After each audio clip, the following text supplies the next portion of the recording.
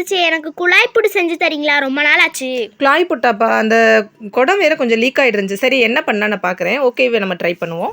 பாப்பா கேட்டனால இன்றைக்கி பச்சரிசி மாவு எடுத்தாச்சு. அதோட உப்பு சேர்த்து தண்ணி தெளித்து கொஞ்சம் கொஞ்சமாக நல்லா மாவை பிசைஞ்சு எடுத்துக்கோங்க. ரொம்ப ஈரப்பதம் இல்லாமல். தேங்காய் துருவி வைக்கணும். அதுக்காக நம்ம தேங்காயோட ஏலக்காய் சேர்த்து மிக்சியில் நல்லா பொடியாக அரைச்சாச்சு. அந்த குழாய் எடுத்துகிட்டு அதில் கொஞ்சம் மாவு கொஞ்சம் தேங்காய் மாவு இப்படி சேர்த்து நம்ம போட்டு நம்ம ரெடி பண்ணிவிட்டு க்ளோஸ் பண்ணி வச்சுக்கிறோம். குழாய் கூட ரொம்ப நாள் ஆச்சு. எடுத்து பார்த்தா தண்ணி லீக் ஆச்சு. சரி என்ன பண்ணேன்னு பார்க்கையில் குக்கரில் தண்ணி எடுத்துகிட்டு எப்பவும் போல் க்ளோஸ் பண்ணிவிட்டு கேஸ்கெட் போட்டு அதுக்கு மேலே அந்த குழாயை வச்சோம். சூப்பராக ஸ்டீம் வந்துச்சு. டிஃப்ரெண்ட்டான ஐடியாவாக இருந்தது.